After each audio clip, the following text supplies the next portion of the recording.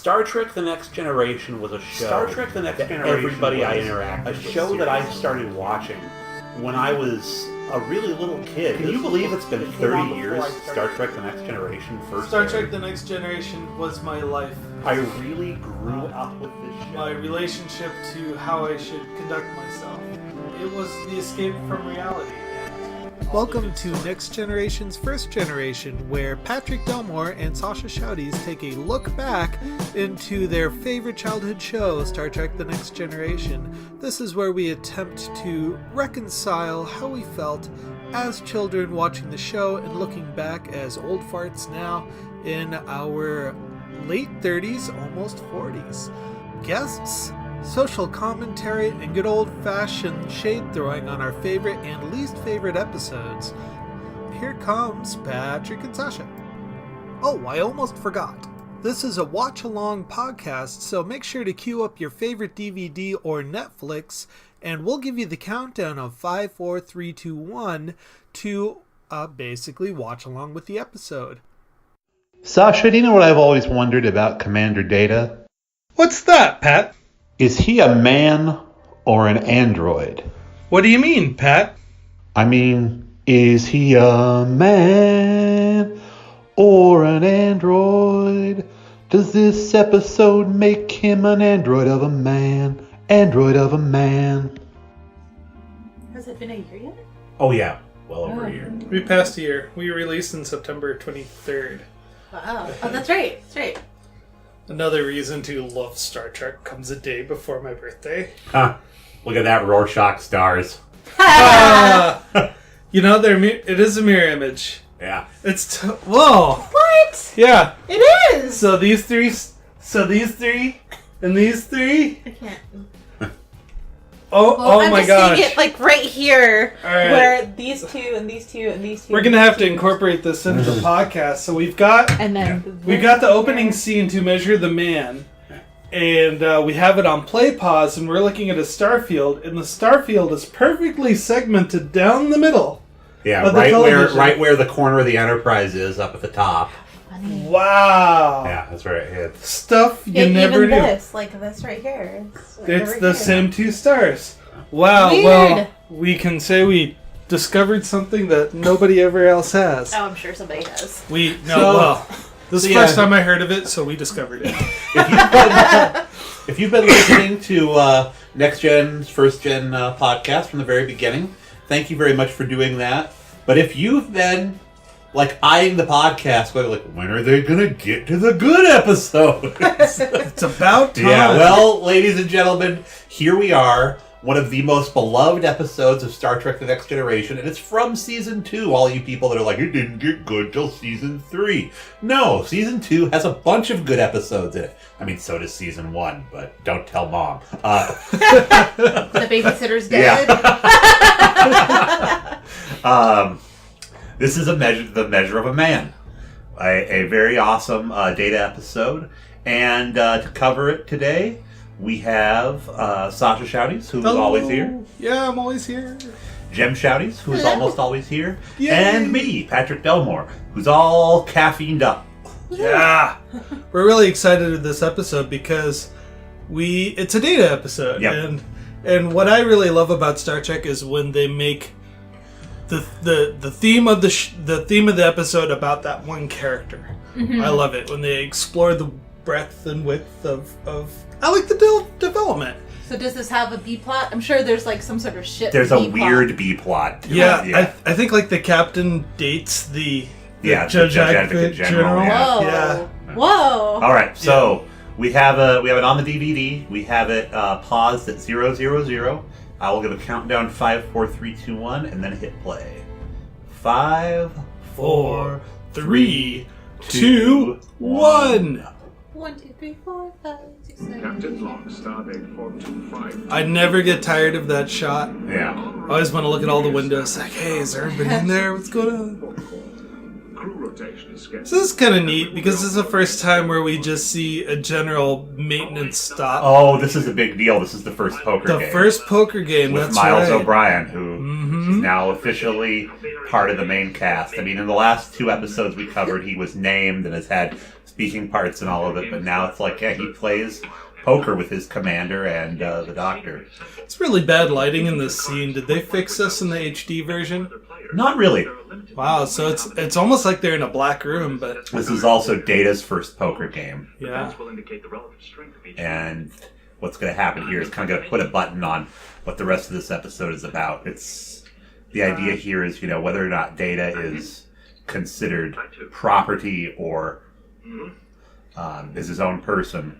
I have a feeling that this is going to be big into the Doc relationship too, which she's so forgettable to me. I forgot her last name already. Dr. Pulaski. Pulaski. That's She's right. only in this part of the episode and does not show up for Really? this. Because I feel like she would be really integral to when I watched this, driving the plane home if Data is a man or not. Because she's always challenging him. Yeah. I remember the first time he corrected her on the pronunciation of his name, and she pulled out a tricorder to scan him. Yeah. I was like, that's really strange. So I think they chose this poker scene, I think, to establish that Data is mature enough to have casual social relationships on the side. That he's not just there to do a job. Well, hot damn! Look at that. Oh, TV poker. I hate it because they always throw the chips on the table. Oh, You're not supposed to do that in poker. Oh, I like Dun, the dun. back of the deck is kind of interesting too. Yeah. It's weird, like honeycomb. It's the 24th century. Look at it. And still, our cards are made out of plastic paper. Those look like cardboard cards. Well, it's only because they didn't want to pay royalties to the bicycle company. And everyone is shocked. Data had the winning hand. He bluffed you, Data. It makes very little sense to bet when you cannot win. But I did win. I was betting that you wouldn't call. And if you look at the arc of Data and his relationships, he actually becomes quite good at poker. Yep. And the fact that he accidentally gets sent back to the 1800s and is penniless and has to win several poker games to get money. I remember that episode. That's where he meets Mark Twain and Right. develops some time shift device. There's Regula 2 or 1 from the Wrath of Khan and Search for Spock, I believe. It's very abrupt meeting here. Yeah. Like, who the heck is this? That's a nice starbase there. You don't see a lot of that. It looks like they're in the command lounge. Oh, there's a yellow shirt. I'm back in uniform. Ooh, another Philippa. You again, Hmm. And then the other Philippa had a French So last she name as could've- well. Yeah. So she could have been named after Philippa Giorgio. Yeah. Huh. see- This never occurred to me. I don't see relation. And Philip is a pretty common name if you look at the names of the planet. But she would be, if she's, running around doing all her Dark Universe stuff. And I mean, the Battle of the Binary Stars would have been a big, big deal. I mean, that's something people would have talked about, People would have named their kids that because of the battle. Yeah. Final frontier. So what we're to learn is that this woman that he met is his old fling. And she ran the Stargazer court-martial. Yes. Where he lost his, when he had lost his ship. So, Jem, do you remember the Stargazer incident? I vaguely remember it, but I mostly remember just the name Stargazer. Yeah. Because I like it so much. Do you remember the Ferengi episode where they got this mind control device on his old ship? Oh, that hasn't come up yet. Yes, it That's has. good. This is Has from it? the Yeah. first Oh season? yeah, that's First from the season. first season. Yeah, and But- so Picard always waxed poetics about his old ship in the old times. That's kind of where he learned to be a captain. Is his old ship the Stargazer? Yes. Okay. It's where he met Jack Crusher. Oh, right. Okay. And so when the ship was lost, he had to do a court-martial, and his girlfriend was the prosecutor. Huh. Sorry, I've got a frog in my throat today. I can't explain it. So you get to hear me cough every now and then. Yep. Sorry, are we Lots going to of bring up podcast staple. the Rorschach stars? Oh, we said it before. Oh. We'll be edited in. I'll probably just open with that. Oh, great shot. Look at that. And the scale is a little off. That looks way different. I don't think I've ever seen that shot before. That little bulbous thing at the top. Oh, that was the space station. Oh. No staff, but one terrified little ensign. So good old Picard here. It's like it seems like he's having a friendly coffee with her, but gets like so adversarial so quick that you like wonder like why in the world he wanted to sit down with her. It's probably they probably never reconnected after the trial. So he's conflicted between his feelings for her and then business got in the way. But in the last, right before the opening credits, he implied like he wanted to grab her and kiss her if she was into it. Well, here they're talking about, hey, she had to do her job. I think, the whole time during this episode, I remember watching this as a kid, and I was on her side 100% of the time. That she had to do her job. And feelings got in the way.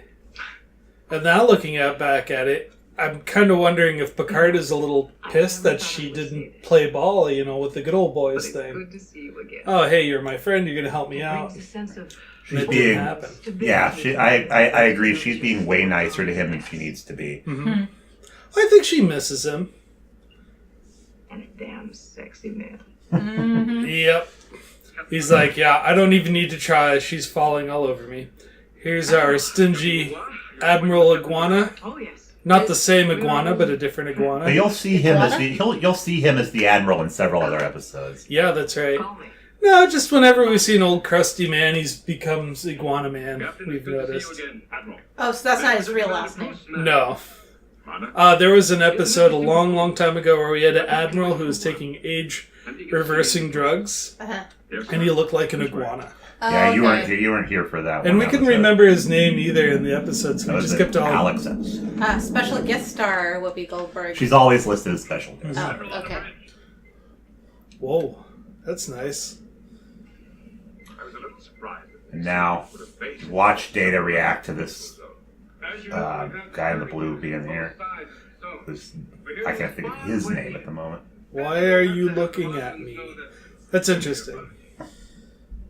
It's also interesting that he can sense that he's being watched. Yeah.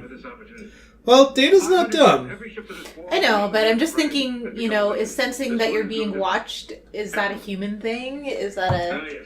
You know what I mean? Well, he probably has a subroutine to track eye contact, and he knows that eye contact is part of social engagement. Okay. So he might be a little confused, like, why is this guy looking at me but not talking to me and walking around the bridge? My condition does not alter with the passage of time, Commander. That's a lie. The two of you acquainted. All right. Aha. So they know have each a other. Relationship. They have a pass. Member of the committee to oppose my entrance on the grounds that So how can you be a sole member of a committee? Or was he the sole member of a committee? Oh, okay.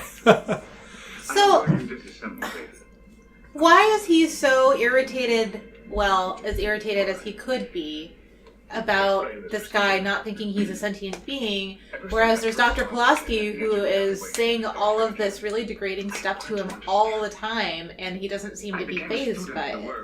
Well, you don't have to be sentient to have a lack of feelings. Maybe that just doesn't bother Data. What I'm saying is he's bothered by this commander, but he's not bothered by the doctor's comments. Well, I think this guy is a legitimate threat against his existence. Right, because he tried to disassemble him, whereas Dr. Pulaski does not. Yeah. Well, we haven't got to the disassembling, so what we talked about was Data wanted to get into Starfleet. This guy was part of a committee to evaluate Data to get into Starfleet, and he was the only person, this gentleman here in blue, said, no, I don't think he should get in. They were just talking about, Data is mentioned twice, you wanted to disassemble me for being... Yeah, that's what... Because you just said that we didn't get into the disassembly. Oh, yeah, no, that's past tense. I'm talking about the history. So now he's back. He says, I want to take apart Data. And he wants to build more of them. That's right. And he says, oh, no, we'll make a copy of your identity and put it in a computer, and then we're going to see how your body works. Which is funny, because if Geordi did that, Data would be like, yeah, no problem. Yes, he would. And we get into this, because he doesn't think this guy has any kind of a plan, is why he doesn't want to do it. He just wants to do experimental surgery, more or less. Anticipate any problem. You seem a little vague on the specifics. Yep. Riker's got it nailed down. Negligible. It's really nice that they're looking into it, but nobody's asked Data if he wants to do this or not. Specifics necessary to support an experiment of this magnitude. Amount of data, the value based on what I've heard. So what we're quickly going to run into is, will Data do this on an order? Will he do this on his own volition, or will he be forced? Well, the issue is, if he doesn't want to obey the order, he should be able to resign from Starfleet. But they rule in this that he's not able to do that. That he is the property of Starfleet. Mm-hmm. And that's what the trial that Philippa runs is about, is whether or not is, to challenge this ruling that Data is actually property. Because none of the other crew members are considered property. And remember, what is it? Come. Data volunteered to join Starfleet. Starfleet didn't build. Yeah, they found him, right? Yeah, and then he Yeah. wanted to join. Well, I don't know why I don't remember that backstory. Oh yeah, it was an episode of the Crystalline Entity. Yeah, his brother Lore, who it would have been, Okay. great if we could have your service. had Lore meet this guy that wants to disassemble Data and see what they would have done together. Oh, you know what? Data would have been, I think, very happy handing Lore over to him. It's like, here you go.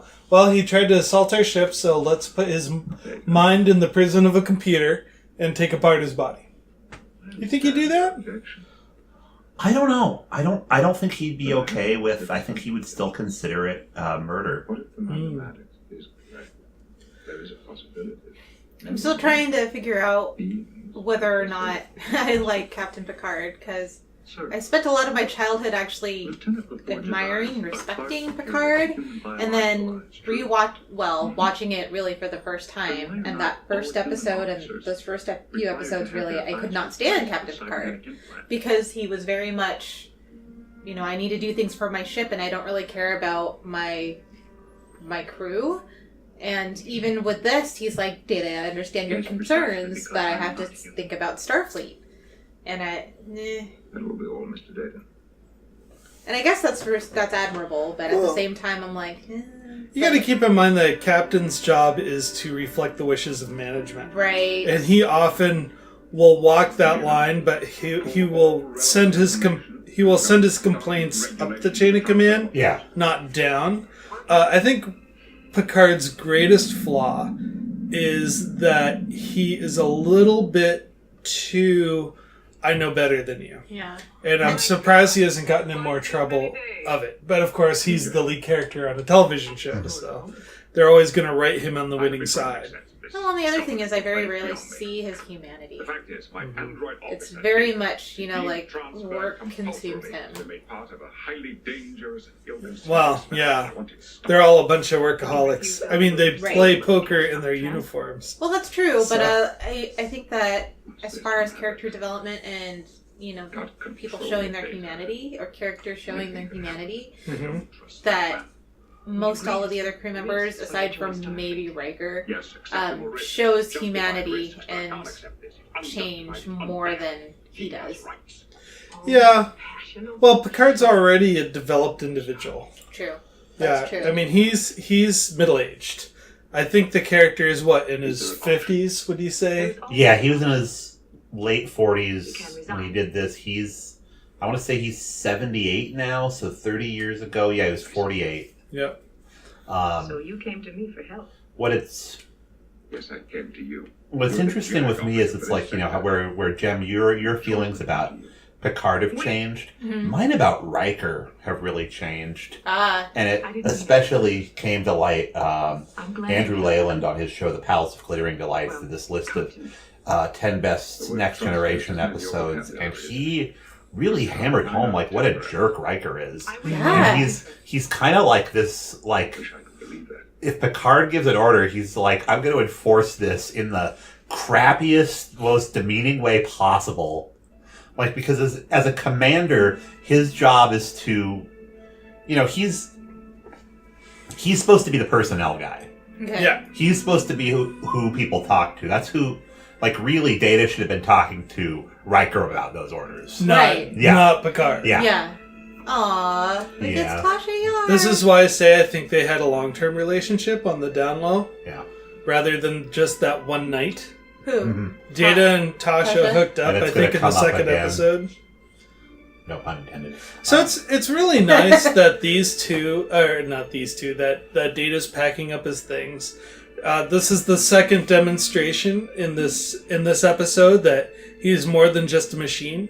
I was just going to say that, yeah. The first demonstration was a poker game. The second one is he's going through his things. He's looking at the things and kind of reflecting upon them. He looks at the books. He looks at his medals.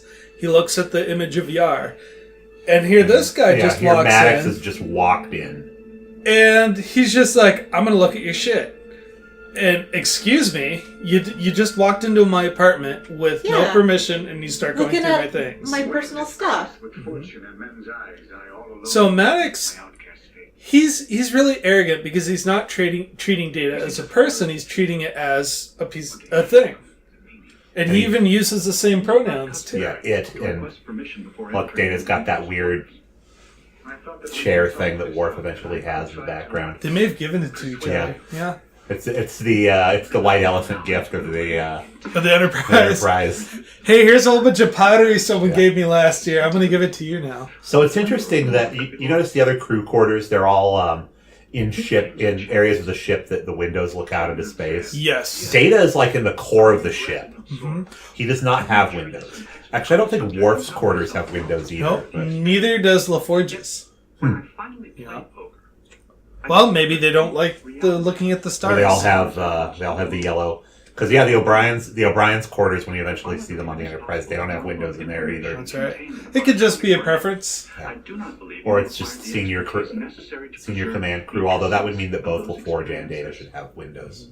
And Worf. There is an ineffable quality to memory. So this is where Data really lays it down to Maddox that if you transfer me out of my body into this computer, the meaning of the memories will be gone.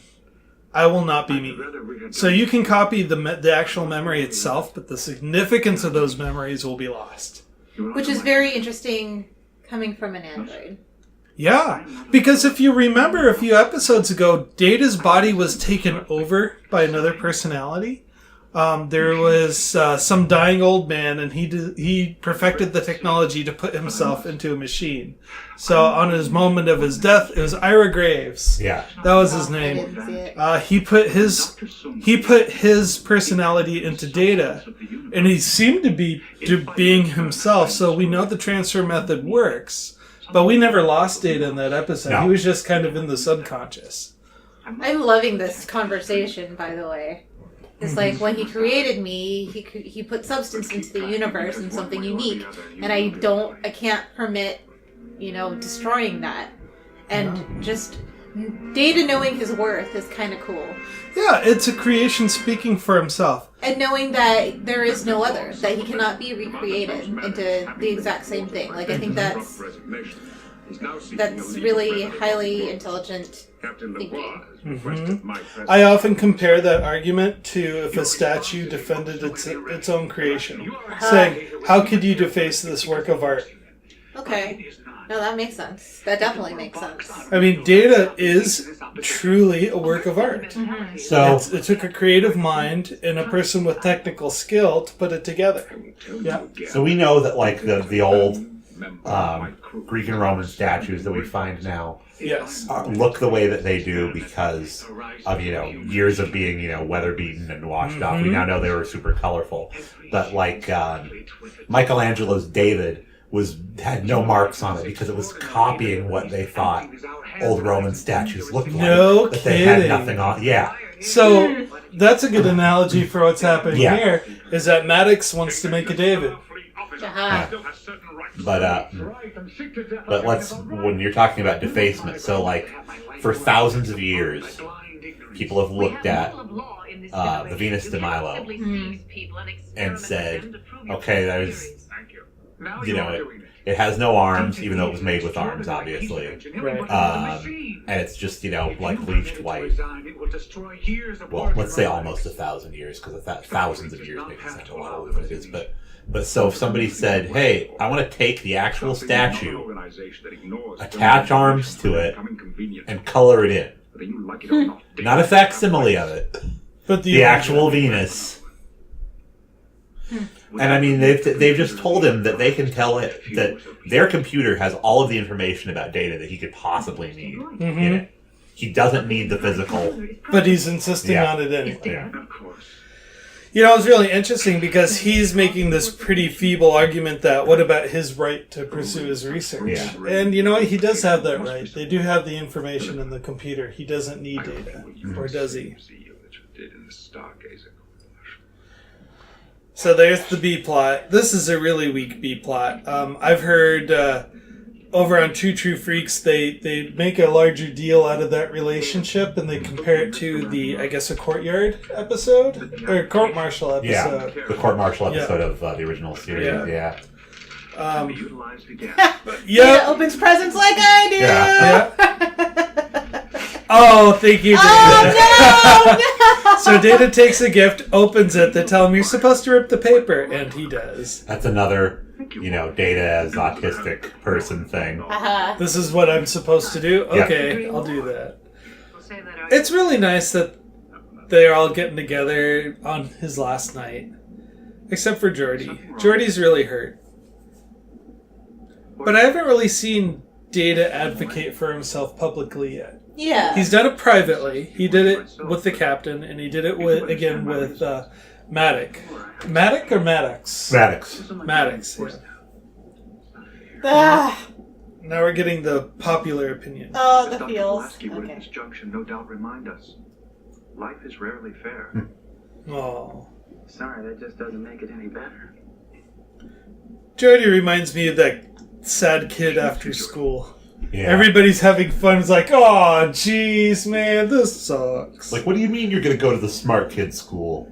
Well, they're not challenging me here, but I'm your friend. They're gonna miss each other. This is really a beautiful station. I have completed my research based on the acts of Cumberland. So, in the early 21st century. We're looking at what's called, He cannot resign and he what cannot kind of law? refuse Case law. Commander Maddox. Yeah. We're looking at case law here. So we're not looking at the Articles of the Federation. We're just looking at what has been done in the past. Yeah. And we're going to amend the law to future forward Exceedingly difficult. to... This is a new base. I have no staff. They're amending the law based off of case law. That's a type of legal system. I can't remember what it's called. Again, the True Freaks touched on that, which I recommend that you listen to.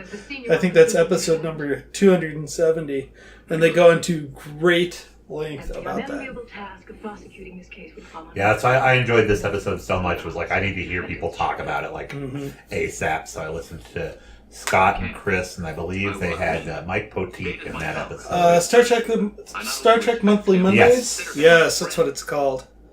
When people of good conscience. Now, here's what I really don't like, is that this woman is forcing Riker to become the prosecutor.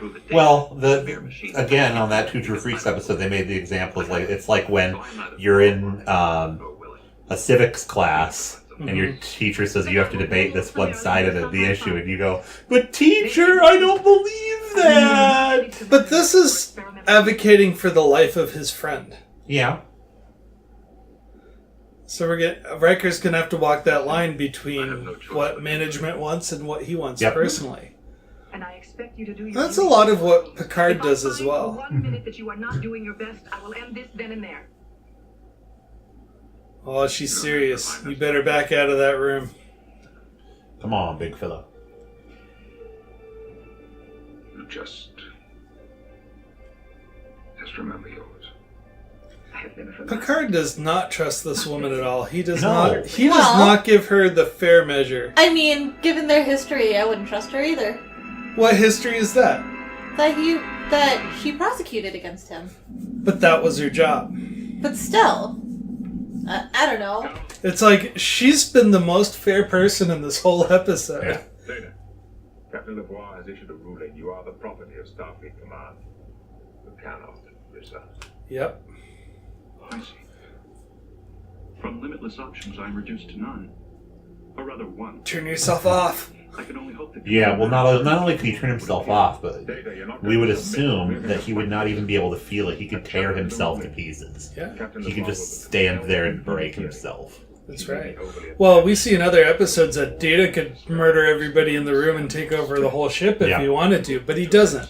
this question of your legal status once and for all. Now, I have been asked to represent... That means Data is now a machine, and the captain has ruled on that. Not Picard, but the prosecutor. So now they have to go to trial. Do you think Data runs like the $6 Million Man, where he can just like reach like one speed and just go at that? Or do you think that he's like a perpetual motion machine, where it's like he can like literally like continue to go faster with like no end point? That is so funny. I don't know. I always wondered about like his power source and his capabilities, and we know that there are computers, supercomputers today that run much faster than Data. I think Data's at 50 petaflops. What? Oh, That's not a real word. That's a real word. Oh, look at that. So Riker has found Data's off switch. And that's pretty good graphics for the 80s right there. Yeah. What's the HD version? Pretty much exactly the same. Oh, he's confident and they did more to... In the HD version, they did more to light that station and make it look a little bit more distinct from what it looked like in Wrath of Khan. Now, why did his face fall there? Because he realized he's got the goods to win the case and lose his friend at the same time. Still that wall-to-wall carpeting in every area. It must have been like a sound muffler or something. Yeah, I think it was a cheap way to get good sound levels on a set. And there's Data, another reference to the courtroom. Very like 1970s chair that, you know, can't have food or drink on, around, or near because it'll immediately get really tacky. This actually looks like a remodel of the Battle Bridge. The set, where they just took out all the consoles and lay down carpeting.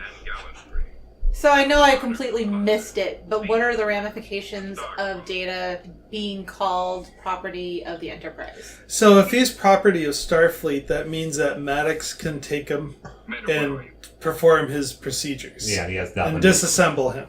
And so where did Picard change his mind? Because when this was first brought up, he's like, I understand that you're really nervous about this, or you have your... So he says resign from Starfleet. And that's what Data did, and they go, well, no, you can't resign. You're property. Okay. The foremost authority on cybernetics. So they bring up Sung and his history. And who created you? Human? It's kind of like saying, well, Sasha, who are your parents? Well, Sid and Seagram. The capacity of your memory and how fast you activate. It's really interesting because I was giving this episode a lot of thought, and they're talking about the machine side of Data. But really, the machine... Artificial intelligence for me is all software-based. It's not hardware-based. But this was filmed in a time where the life was in the machine. The life wasn't really necessary in the programming. Like the attitudes... Here's a science lesson. Okay. So Data's going to bend this bar, right? Right. Now, mega strength. I love it. I wonder if that's an actual term. Proceed with your demonstration, Commander. So he's bending the bar. And now why is Picard freaking out about this? Because he didn't want... Riker would have burnt his hands touching that. Right. Because of the heat. Yeah. Right. Yeah. Okay, thermodynamics. Yeah. It would be melting the table. Yep. Oh, very cool. So what I was saying is that in nowadays, the hardware is disposable, but the software is key. So when you get a new phone, when you get a new computer, what's the first thing you do? You save, you pull up your backups. Yep. And so the profile moves with you from device to device to device. So coming from 2018, 2019, when this comes out, we would say AI is software-based. And hardware just happens to support it. But in this world here, the AI is integral with the hardware. So the argument is if you take the software out of Data, he stops being Data. Yes. So they just removed his arm, which totally freaked me out as a kid. I was gonna say. Like, it was just like, yep, he's a machine. They've got a good case here. Yeah, because, you tend to forget that after a little while. Heuristic Yeah. algorithm. I think, data is really important to nerd kids. No, absolutely. It's hardware built. He's moving extra robot-y. See the fine head movements? As much as, I eventually came to get into comics, and it would be Oh, it would be about a year. I was about 8 when I started to get into comic books. I will never love, Superman or any of those characters as much as I have a love for Commander Data. no kidding. No kidding. Wow. That's big coming from you because Yeah. I know how big into comics they are. Yeah. So here's my question to the listeners. Request to recess. I assume, since this is a trial to determine if Data is a consenting individual or not, if he's a person, they assault him by turning him off during the trial. Doesn't that seem a little strange? If I put you on trial and then I just turned you off and killed you and found a way to bring you back to life. It would be. I'm gonna use a really, really nasty example of this, even more so than the one that Whoopi Goldberg is going to use here about that. That's true. If they make recreations of Data, that it's tantamount to having slaves. Is basically the argument she's going to make here. Yes. Let's say Send people on far more days. that there was a trial like in the SEALs, in the Navy SEALs, or in the Marines to see if a woman could serve in combat. And 5 guys just got within a couple inches of her and started screaming epithets and were like, "Get on that gun! Do this, do that!" And then she couldn't hold her composure together, and they were like, "See, that's she's gonna have to deal with a workspace like that every day." Wow. Yeah, That's really tough. yeah. Because you're bullying her in a courtroom to get her to break character to prove that she's not good enough. Yep. And that's kind of what Reiki Yeah, did. exactly. Yeah. Guinan here is bringing up a really good point, is that they're creating a race of disposable people. So, we don't have to do the work. We've got this data drone that will go in and take care of the hazardous waste, that will go in and fight our wars, that will mine our minerals.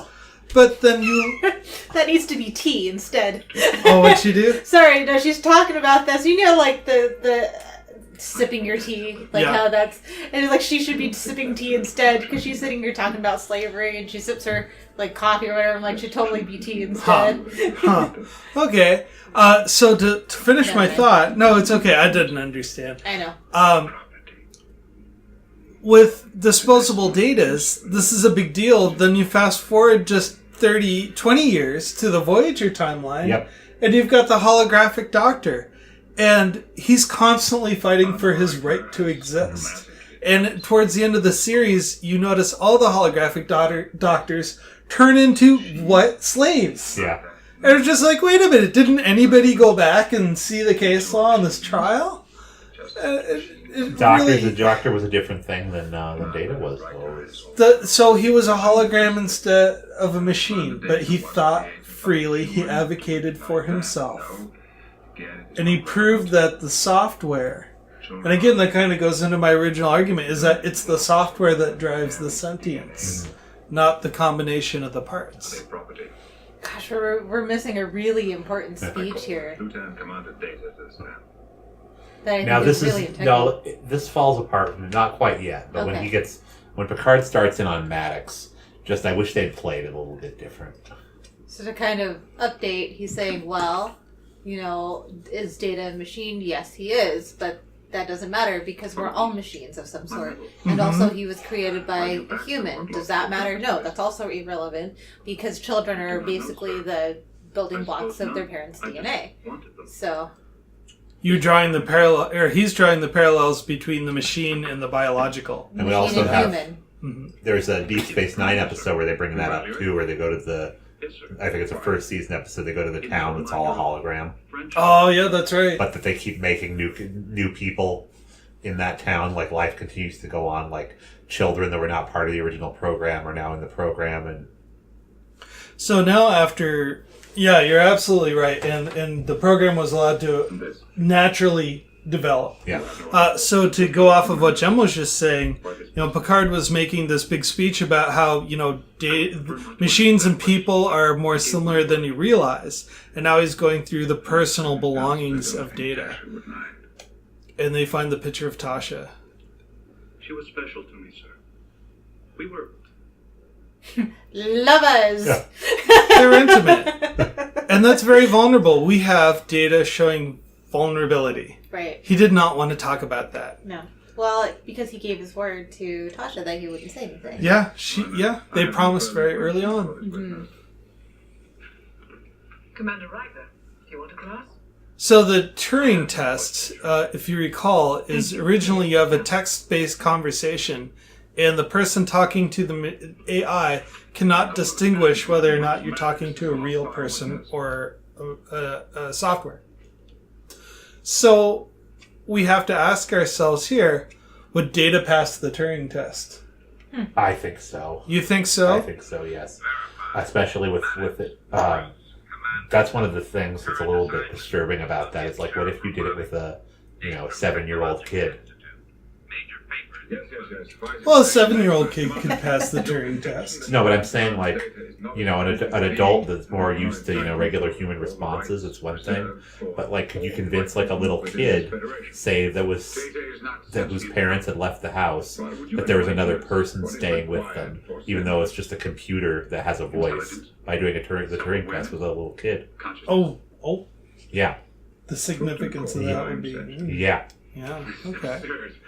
We all know you're It's like, oh no, I'm scared. I'm alone in the house. And this voice is like, no, you're not. You're okay. And it's not. It's it's a robot talking to him. By my sense. Oh geez, see, I don't know. It depends on the kid's ability to cope with the robot talking to him. But that's what I'm saying is it's a Turing test. They don't know. The test. Oh, they don't know. Yeah, it's to see would they ever figure out that it's not a person. I think kids would be able to figure that out. But would that occur to you as a very small child? Say you don't know anything about robots. You're at the age where it's like you can determine between something is alive because it eats and breathes and grows and talks, right? Mm-hmm. And something isn't something isn't alive if it's like a rock. And I'm not sure about the TV yet. It might be alive because it does things that I don't understand. You know what I mean? Well, I think for 7-year-olds, I hate avoiding answering the question because I really don't know, is that kids need things to be anthropomorphized. Yes. So, teddy bears. Or their dolls. Or they need something that has identifiable personality traits to relate to it. Mm-hmm. Like, what if the Bible was talking vegetables that sing instead? Oh my gosh. That crossed the line, man. I crossed the line. So I'm going to quickly shift gears here. Now we're talking about what is sentience. And they can't define it. Intelligence, self-awareness, and I forgot the third one, consciousness? They have to go into their drama now with, Picard shouting at him for no reason. Yeah. It's like, because it's dramatic, damn it. Yeah. Because I'm a trained Shakespearean actor. As many as are needed. And it bothers me that he keeps calling Data it. Yep. Mm-hmm. It's supposed to bother you. Well, it's done to unsettle the audience. To quote other people's work, this conversation would be difficult to have if it was a box on wheels. A wonder even for thousands. Rather than a machine that looks like a man. Yep. But also, there are many times that he behaves like a human. Behaves like. He's not a human. He's a machine with his own culture. But I was thinking, with the box on wheels, if the box also behaved like a human, like there have been things like, there's this Christmas movie that I'm thinking of with stuffed animals. Philippa should have been calm down. Huh? The Furbies? No. And they die when they stop existing and being alive when they are caught by human. And that really got to me. They're not humans. Oh, I gotcha. They're not. I think it's called like a Christmas toy story. Mm-hmm. The Christmas toy. And that got to me. They're not. They're obviously not human. They don't look human. But that, and that's kind of how I feel about Data. Well, if we were to draw our own theories of consciousness, of sentience, is that I don't think intelligence has to be a factor. No, but because there are so many things that can be intelligent and not sentient. Yep. But you can make decisions on your own. Self-preservation. You don't want to get hurt. You sense danger and you want to preserve yourself. So self-preservation was the first one. Self-determination. Self-determination. Like to make choices on your own. To independently act. And then the third one would require a social interaction. So to advocate for yourself. Well, in that case, Data still is a sentient being. Mm-hmm. Because he's still able to... So what makes him not sentient? Is it only because he doesn't have, blood running through his veins? I think that's the argument that Maddox is trying to make, is that he's a machine. He was constructed for a purpose. You would not tell your hammer to stop hammering just because it said, hey, I feel pretty bad about hitting nails. You would continue to use that hammer. It's a tool. Well, you would. I wouldn't. I'd be like, oh, you don't like hitting nails? Okay, I'll stop using you. Yeah. Picard's argument here that, Starfleet exists to seek out new life, and there it sits pointing at Data. Another good contrast to this is the Futurama episode about the poplars. Oh, you're going to have to remind me of that one. So they find this delicious food that's like super addictive, and they call it poplars. Well, poplars are like the babies of this other species. Oh, yeah, that's right. And they can talk and all this, but they're like incredibly addictive to eat. Dun, dun, dun. And the conflict, basically the conflict is that, the parents of these things show up and they're like, you're eating our children.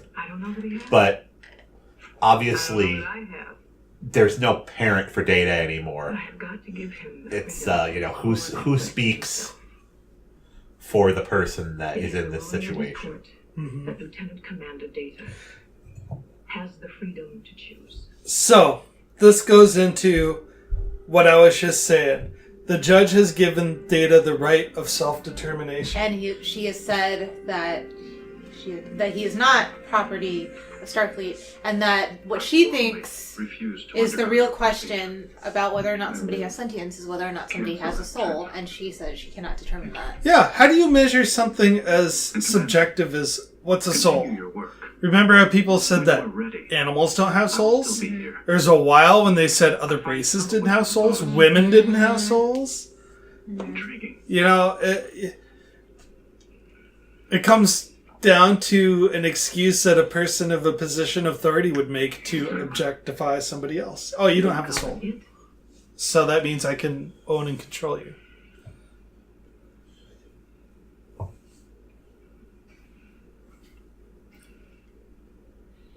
You see? Sometimes it does work. So, that relationship went nowhere. But there's more respect there. Yeah. You buying? Oh. She's like, yeah, well, I am a glutton for punishment. I think he wanted to maintain that friendship. And we never saw her again. Nope. Huh. Talk about her a lot in the autobiography of Jean-Luc Picard, though. Okay. There was a celebration on the holodeck. This is a really good recap. Because you failed in your task. Oh, God, no. I came that close to winning, Data. Yes, sir. I almost cost you your life. I'm surprised he didn't apologize to him for switching him off and ripping off his arm. Yeah. Captain Lavoie would have ruled summarily against Well, what the thing about Data is he's like I don't feel ways about that happened. It saved me. It's like it did happen. I will not forget. That's an interesting, because it's like he doesn't trust Maddox, You're wise. but he understands, like, not on an emotional level at all, With your help. why Riker did what he did. Yeah. So emotions don't enter into it.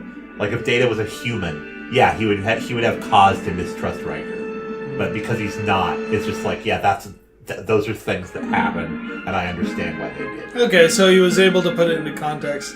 It was really nice that he brought he folded Riker back into the fold, saying, "Hey, I still accept you. You had a job to do, and you lost. I'm sorry, but come join me at my party." So, Jem, how many off switches? Well, I was gonna use detached data arms. Okay. Oh, But that's a off good one. switches are Detached good data too. arm. But he only has 2. True. Well, Spare parts. the spare parts. How many spare parts? How many data spare parts does this on a scale of 1 to 5? I actually would give this my very first 5 out of 5. Yeah. Now how come? And because there was a lot to it, and it was like mostly focused on one person. There wasn't any like ship drama. It was all like human stuff, or like, and I really dug that. And there wasn't like this stupid like soap operatic drama. It was very much like a philosophical question: what makes somebody a sentient being? And this is the only episode that I've watched so far that I would actually seek out myself and rewatch. And I do really want to rewatch it because there was a lot there, and I just kind of want to explore it because I brought up a whole bunch of really good questions as far as like conversation points and whatnot. This episode brings up so much philosophy, and you're absolutely right. It goes into what makes him. I mean, the episode was greatly named "Measure of a Man." Right. What makes this person a person? And I would say, I don't know, there's really no way to do it, but if that episode was the very first episode of the Star Trek series, I would have been hooked, and I'd be like, all right, give me more. And then I would have been sorely disappointed, honestly. But I mean, That's showmanship. You don't want to start with the best. Yeah, you want to work your way up. Yeah, that's right. But, I would agree with you. This is a 5 out of 5. I'm going to put this down as probably one of my top 10 episodes. Oh yeah, of I the think a entire lot of series. people would. It goes into Data, who he is, what he's about.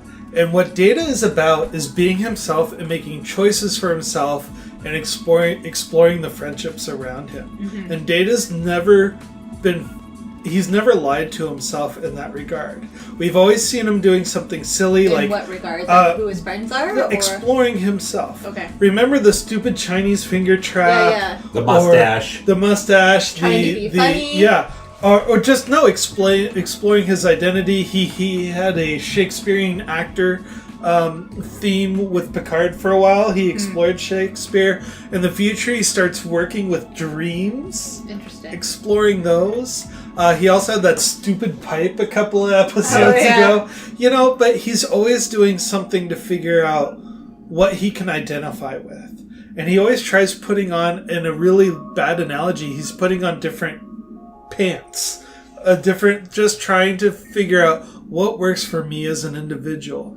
And here we have a system, a bureaucracy who wants to take advantage of this individual and exploit his talents for the good of the organization. And we have society trying to justify, well, does this person give their life for society, for the good of the many, or for the sake that Data has the right to explore his own self-determination? And I'm so happy to see episodes like this that justify someone's right to exist, especially in this scary time. Yes. Well, it's funny.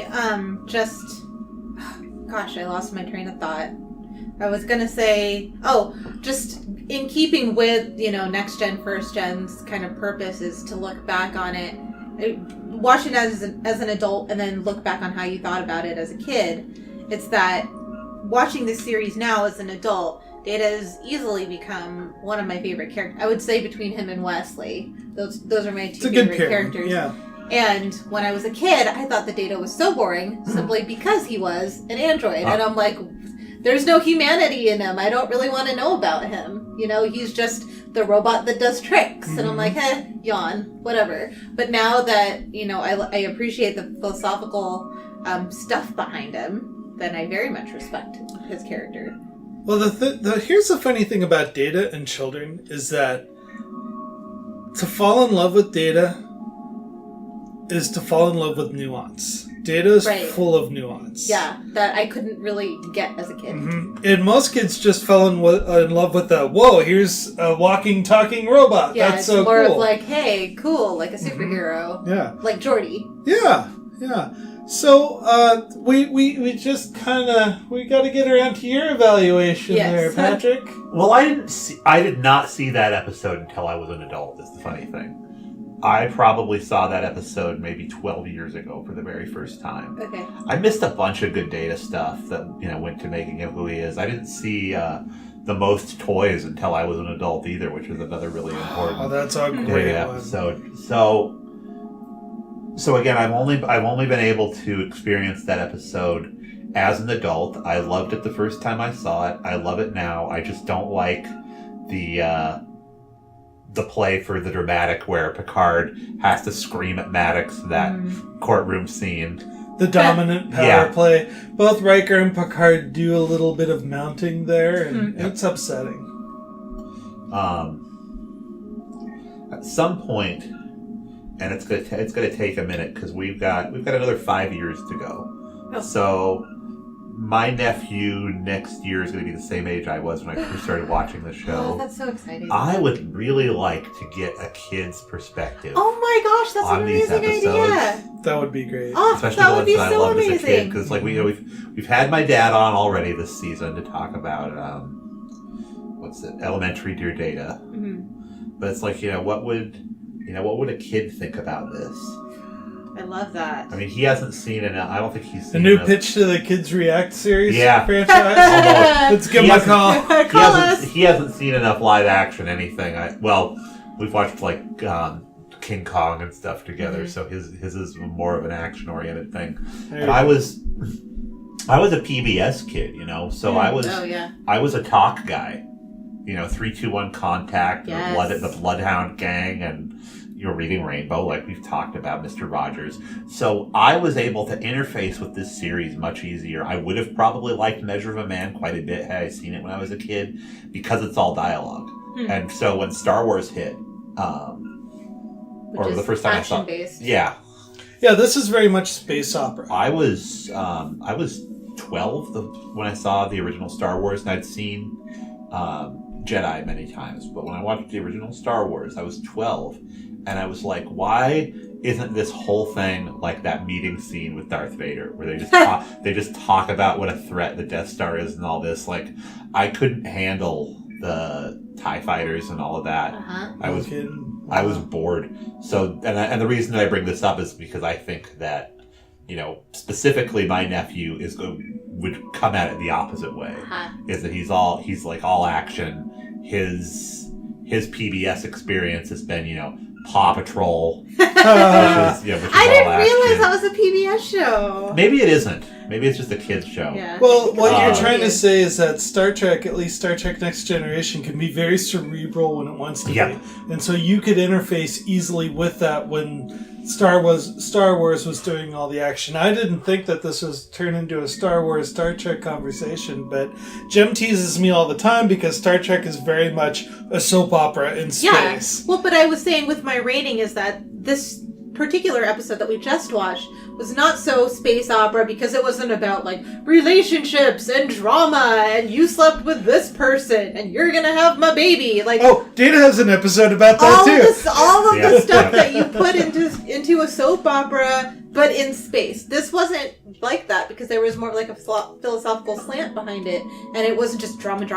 It was what makes a person a living, breathing person. You know what's really interesting? I was just, for some reason, Inherit the Wind came to mind. Oh, yeah. Yeah. It's just, it pulls a lot of the same strings, too. So, Well, did we get a rating from you? 5 out of 5. 5 out of 5. That's a first time we all agreed on a rating. That's pretty good. Did the creators know about how much the audience enjoyed particular episodes soon after? Or not quite yet, because obviously the internet was not a thing. So it would be like zines and conventions. Yeah. Well, I gave Sasha that book about the kid that made the zine about Star Trek, and that's pretty much how nerds that didn't know each other would communicate. would be conventions or mailing out newsletters.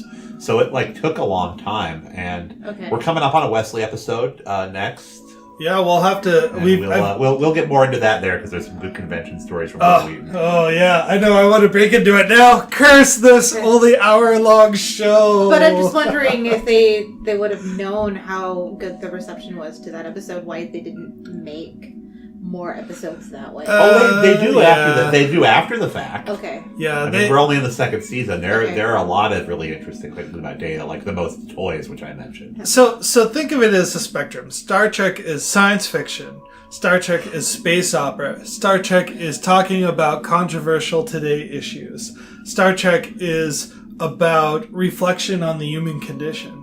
And in the first 3 seasons, you see them sliding the scale. Mm-hmm. Like, episodes will take components of that spectrum I laid out, but they don't do a very good job of hitting all of it until maybe about the 4th season on, where they say, okay, we're going to have an A plot and a B plot that covers those 4 things.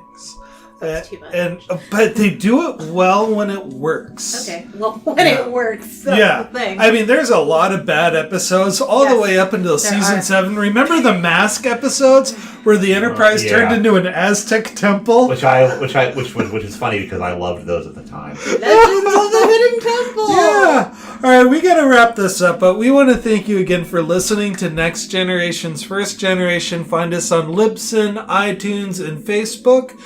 Please write into the show. Let us know how we're doing. If you want to hear more about certain things and less of others, please let me know. If you want to hear some Star Trek ASMR, please let me know. I would love to play with a treble and a microphone. I have a Star Trek ASMR to share once we get to it's based around a specific episode, another Data episode actually. But it is quite the thing to behold. So what's our email address? nextgenfirstgenpod@gmail.com. And make sure to find us and like us on our Facebook page so you can keep up with all the crazy stuff we're also finding out there that's Next Generation related. And on that note, have a wonderful day!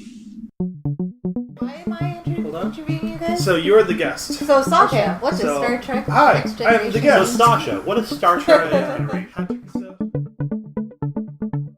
Seek us out at Next Generation's First Generation at iTunes, Google Play, and YouTube. Music credits include Electric Car by Poddington Bear. Music heard in this podcast can be found at freemusicarchive.org. Audio engineering by Sascha Schaudies. Chief Meme Maker and episode cover credit goes to Matthew Kirschner. Logo and graphic art design credit goes to David Clawwitter. And special thanks to Patrick Delmore for working with other podcasts to make sure the good word gets out. Do you have a podcast that you think people should be listening to? Send us your promos and we'll play them on the show. If you'd like to email the show, you can email us at nextgenfirstgenpod@gmail.com. I've been Patrick Delmore. And this is Sascha Schaudies. Thank you very much for listening and have a wonderful day. Good night.